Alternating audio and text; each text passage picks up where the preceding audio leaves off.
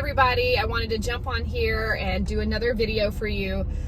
Just giving you some updates from things in pretty much in real time. I mean, maybe like a day delayed, that are going on in my life that I think are really important, and I think they impact people who flush or blush, and I think you might be able to relate to it. So that's why I want to keep making these as these thoughts come to me, because I can sit down at my desk and I can script something and prep something, and I'm sure that's visually a little more nice to watch, but I think sometimes when it just comes to like good information, you just give me the good information. So here we are. I wanted to share with you, I've been journaling. It's very sunny today, as you can see. I've been journaling what my body is telling me a lot lately, and especially in like my work and in different situations, different scenarios, thinking about what is my body telling me. And being in a remote position and virtual, same thing, I realize, especially from like previous employers, that whether it's virtual or not, that I am often going off of facial cues, off of the energy, the vibes that people are giving me as I'm talking. And that lets me know if I am being approved of or not being approved of. Or that is the story of my past. That is the story that I have taken on over the years, is that based on your face and whether you nod your head and whether you smile and whatever the case may be, or you kind of validate me and affirm me, gives me permission to keep talking and keep going on that thread of thoughts.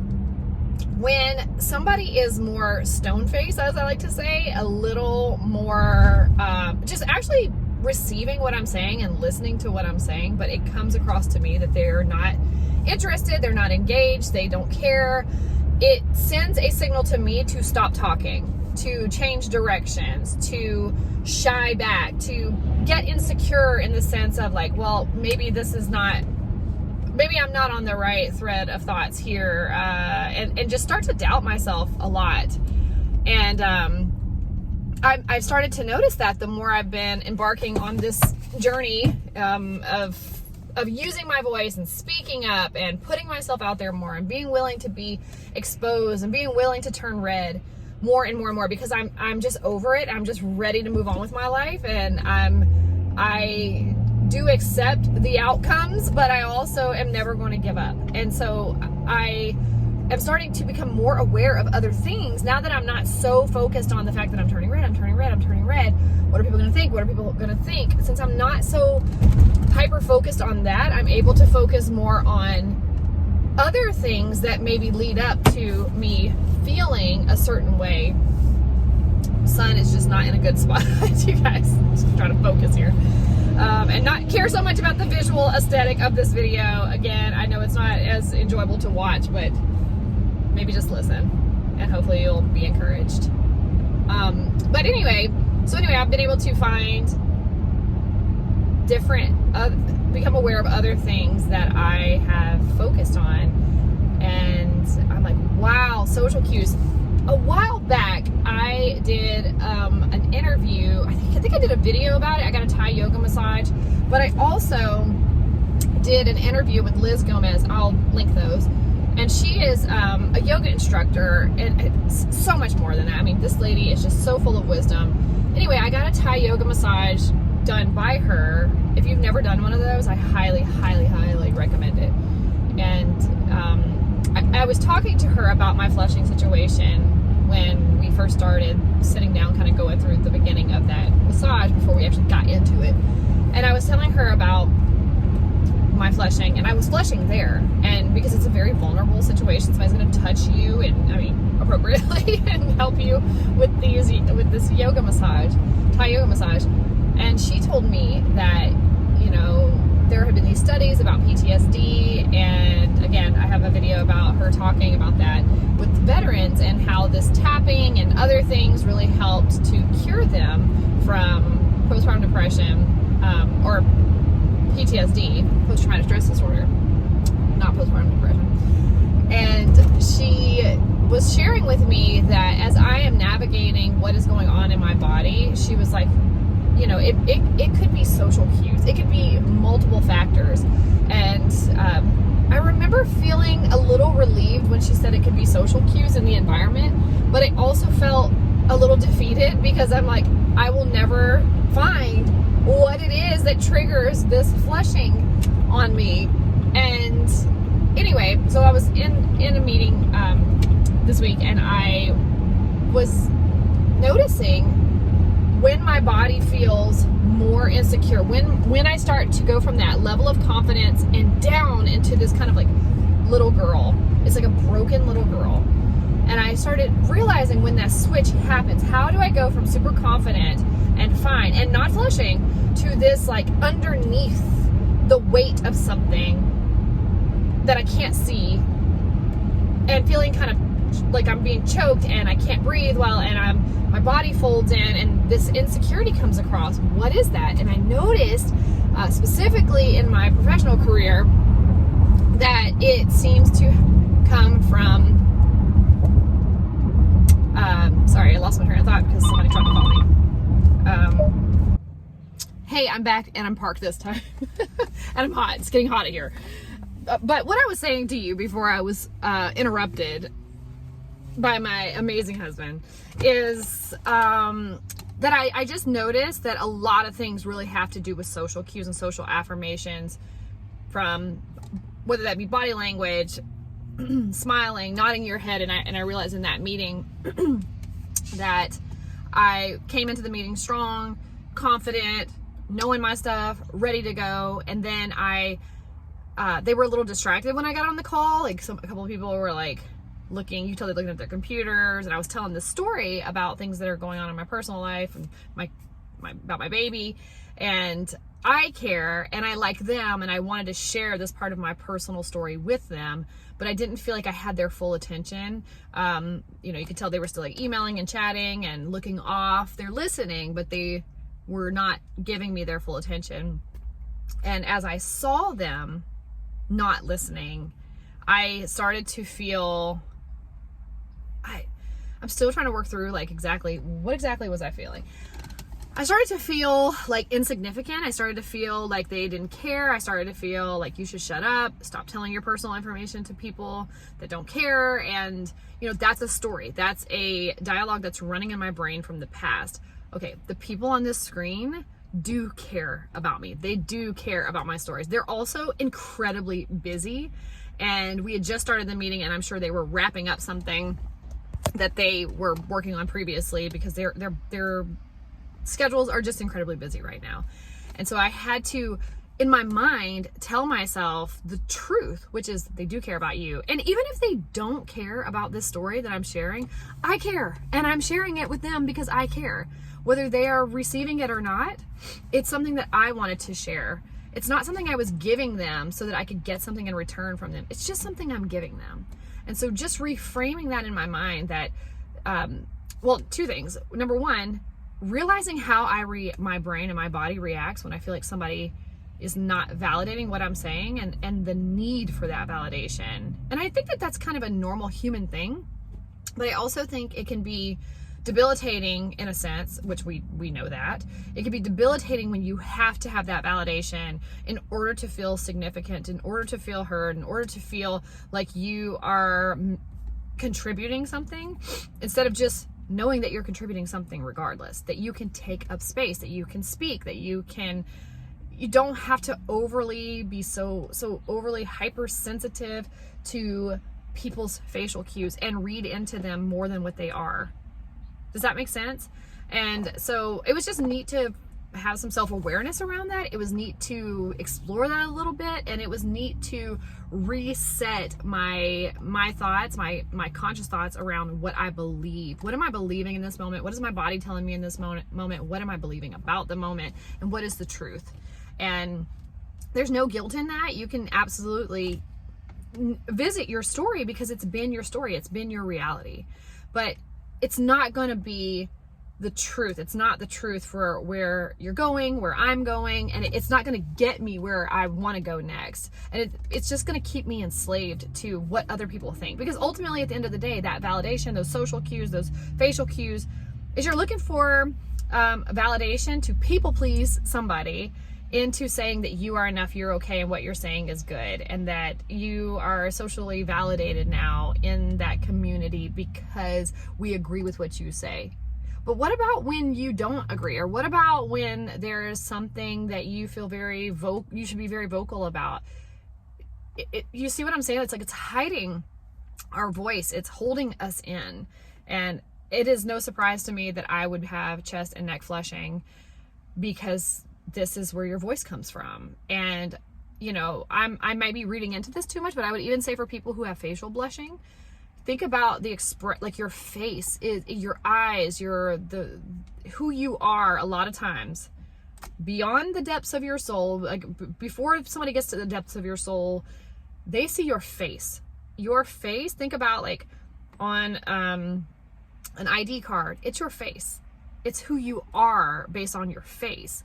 When you meet somebody and you shake somebody's hand, or you meet somebody virtually, it's the face. When you go to somebody's website and you go to About Me or About Us, a lot of times it's a headshot because they want you to see their face of who they are. So yes, we are so much more than redness, but this outer world is what people see first. So whether that's chest or neck flushed person or a red faced person, somebody sees that at some point in the conversation or in the exchange, and immediately we have taken on that story of this is who we are, and we think that they think that that's who we are as well. But we're so much more than that, and in order to get past or get to the depths of us, you have to get past this exterior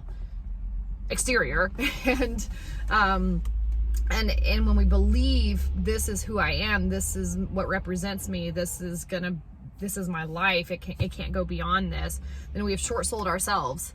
When we can change our thinking around that, and we can start using our voice, and we can be exposed to those environments that make us flush or make us uncomfortable, and risk that rejection, because we're trying to stay safe to not have the rejection. And I don't know about you, but I still, in many areas of my life, am a little ostracized. Like, I'm not fully accepted. And that has nothing to do with me turning red. It's just because of who I am. And I'm not for everybody. And I'm not supposed to be for everybody. And everybody's not for me. And that is okay. That should not stop us. But anyway, I just wanted to share with you that I really became aware of, I knew that was important to me, social cues, social validation, facial cues, but it really hit me the other day when I was on that call. It just made me so aware of, wow, I'm starting to feel different based on their faces and their reaction and their attention to me. It's literally changing the chemicals in my brain that are changing the way my body is reacting. I didn't flush, but I felt that feeling as if I could flush. Like, I'm starting to realize there's kind of a progression that happens when I'm flushing. And now that I'm like slowing down to understand it a little bit more, I'm realizing that it starts with this one thing. It's almost like my body starts giving me a response of, you're uncomfortable, you're ready to go. Like, for instance, I was on a call with someone the other day, and I only had an allotted time for them in that call, and I realized they were taking the conversation in all these different areas. And as I looked at the clock, I'm like, we are going to run out of time, out of this time slot, and it is the time that I have allowed for today. It is my boundary, because I have other things I need to work on, but I want to give them my attention, and I want to make sure this is a good human connection during this short amount of time. Well, as they continue to take the conversation further, I started to feel a reaction in my body, not a flush, but just a discomfort. And as I've asked myself, what is my body telling me? I was enjoying the conversation. I love deep conversation, but I started to ask myself, what is my body telling me? And I was listening to my body. And it's very simple. This person is taking too much time, and it's going to throw the rest of your day off. Whether you guys need to set up another time to talk or whatever that looks like, they're taking from you. They're taking too much time. And so it's just a subtle cue that I heard, or I felt, and then I heard. And then I, on that call, waited for a moment to interject my voice, and was like, all right, let's get back to what we were talking about. And just so you know, we don't take up too much time here, I want to be very respectful of our time. And then redirected that conversation to where we needed it to go, for it to be a fruitful conversation for the time. we were actually extracting out of the time what we were there for. And then we were a couple of minutes late. But if I had not done that and just continued to let that conversation go where it needed to go, or where they wanted it to go, it was going to take so much of my time and throw the rest of my day off. So I put myself first. I heard my body when it started to respond to me. And then it was subtle, but I listened to it. And then I was able to redirect that conversation, not being rude, and just get it back on track and get back on with the rest of my day. So it's those small things that I feel like in the past where I wouldn't have listened. My body would have given me the cue, hey, they're taking too much time. They're way off track with what your time is allotted for right now. And I would have just let them keep talking. And then 20 minutes pass, I would probably start flushing. And so it's like my body gave me cues a long time ago. And it's like I told you all the other day about the grocery store anxiety, that when I was walking out of the store and my body started giving me a signal, and I stopped to listen to, what are you saying to me? And it was saying that the bags on one, I was holding bags in my hand, the bags on the left hand on the wrist are too heavy and you have too far to go. Please readjust like make me comfortable.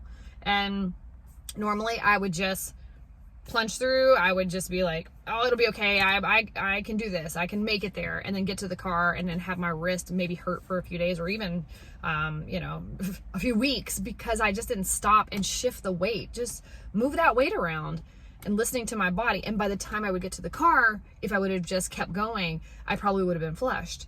And so it's following that trail and going back to, when do you get the first when do you get the first cue in your body, and what is it saying? And it's like my body's crying out for me to just love it and pay attention to it and respond to it as needed. So if you deal with the issues around social and facial cues, and maybe that helps to contribute to your flushing or blushing situation, I just invite you to look into that, explore that a little bit. Maybe keep a journal of, here's what happened and this is what I felt, and then I asked my body, what was it saying to me? And it told me nothing, or I can't hear my body, or I don't even know what that means. And it gives you a starting point. And if that's your case for you, then leave a comment down below. There's an ambulance out there, or something, some sort of emergency vehicle. Leave a comment down below, or feel free to email me, april@blushingphoenix.com, and say, I don't hear my body. And I'm happy to respond to you about that and talk to you about where you can start in regards to hearing your body. This has been quite a journey for me. So, all right, I'm going to wrap this video up. It's been another car chat with April, and just a lot of cool things unfolding that I wanted to invite you into kind of in real time to hear and explore with me. Hey, if you find these videos helpful for you, if they're giving you any sort of positive vibes, go ahead and give me a like. It really helps the channel. Subscribe if you haven't already. And you can see it in the details below that we do have the official Patreon. I know I kind of half launched one before, but we're actually moving forward with Patreon at this point, and we've got some really cool perks out there if you'd like to sign up to be an official patron of the channel. You guys, the support really goes a long way, and it helps us to continue to build this channel and this community. And there's a lot of cool ideas that I have that I would love to act on. But it just takes time and money. So your watching the videos is very supportive. That really helps get our watch hours up. That helps to keep the channel moving forward. A lot of these things are, we have a donation button out there on the website, blushingphoenix.com. Anything that you would like to do to help support, contribute, whether that be from a monetary perspective, or you just love the channel and you don't have the bandwidth to be able to contribute in a monetary way, just liking, subscribing, and watching the videos and leaving comments, that is huge. You have no idea. Just that in and of itself, first and foremost, is the biggest support. So all that to say, thank you, and I hope you have a great day, and I hope you stop and listen to your body, because you are so much more than redness, and you are going to move through this. Have a good one.